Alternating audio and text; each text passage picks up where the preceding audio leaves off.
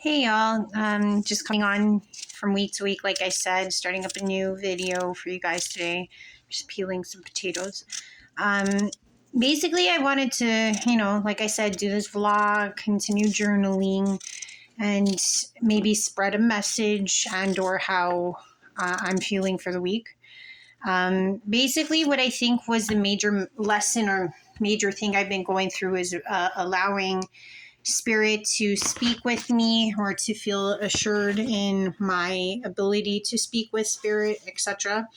And I kind of found something very interesting while I was doing this because, like I said, I had ended or my relationship had ended, and it seems like whenever you search for things online, like Google does, it's like search one thing and then 50,000 of the same thing show up. So for the longest time, like even before me and my boyfriend broke up, I used to, or I still do, I go on this woman Infinity's page and I listen to her tarot readings. So obviously, through this time, the minute you click on one tarot reader, every single tarot reader comes out. And the interesting thing is that this week, because I've been working a lot on trying to formulate my gifts, and I know from week to week, like I did have one surprising thing happen, and it was really cool. But I think I did something really cool in my bath that allowed me to kind of ritualize it in a sense. And then as I was doing that, I heard auditorily something, so I was like really excited about that. It wasn't much. It was just the term, "it's raining," but it was a male's voice and it was not mine. And I was in the bathtub and it was, at first I thought it was my ex just popping in to scare the shit out of me. But then I realized my dog's not barking. So I'm like, I actually heard it auditorily. So that means like I said, things are moving and shaking slowly but surely. I'm like that turtle. Keeps slowly getting there, but I'm going to win that race.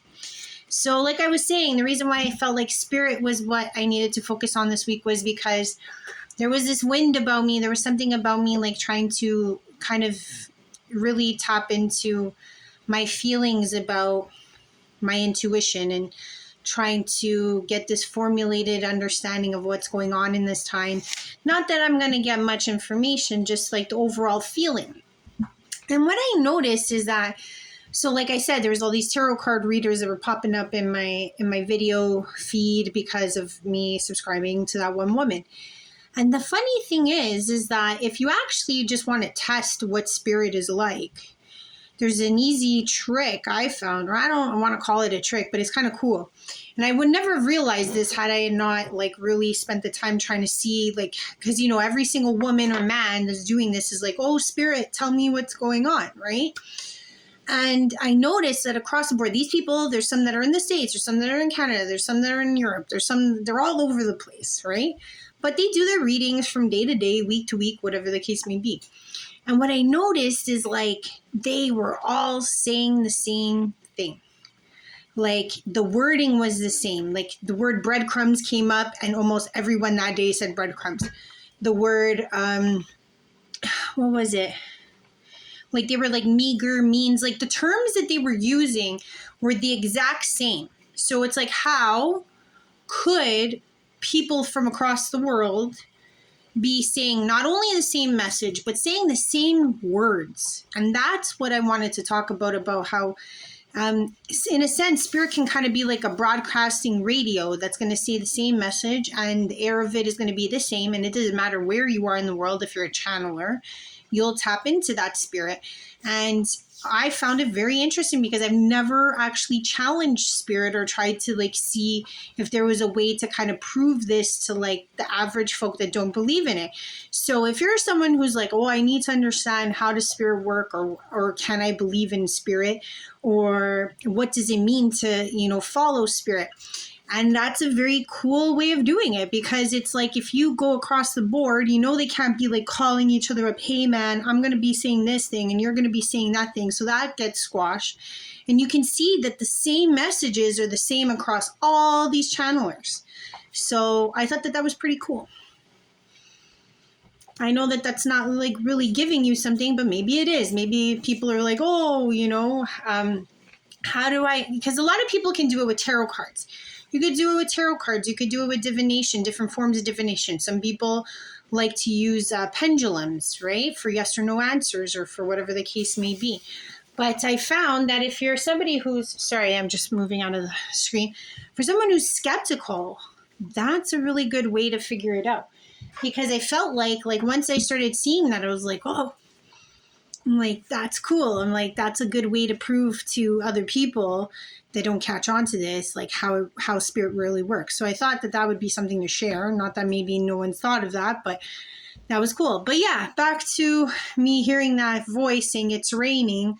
I was like, yeah, I have not physically heard anything like in my ears.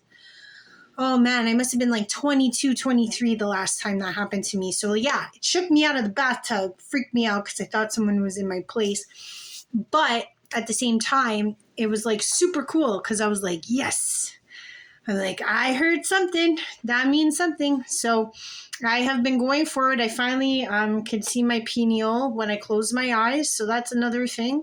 I use a candle trick that somebody a long time ago showed me online. And basically all it is to take a candle and to stare at the wick. I found it very interesting this time to start doing this because I realized like if you actually look at the flame of a candle, there's an electricity in it, and there's like it's like as if like the corner band of a flame is the captivity of the soul, like in a sense, and the soul's dancing, trying to get out of its bind. And within that flame, there's an electricity that I've never seen before. I never spent enough time staring at the flame.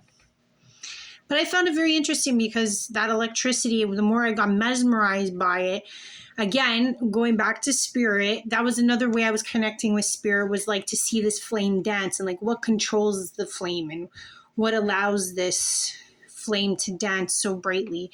And in a sense, it's like the ether with the matter exactly coming and pressing against each other. But I had never noticed the electricity before.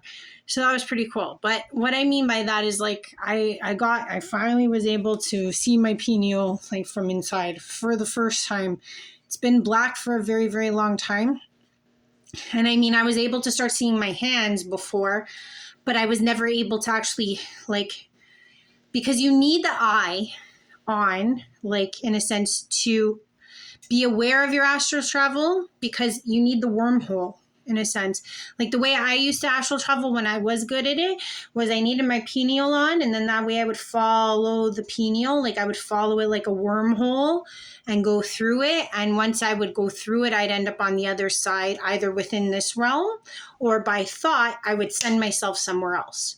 So it's very important that when you are trying to come on, is that you have to do the work for the pineal, at least for me. And I think it may work the same for others because some people like levitate out of their body. But for me, I needed to do the wormhole scenario, or like making it seem like I'm going down a big water slide type of thing. That was the only way I could get out of my body.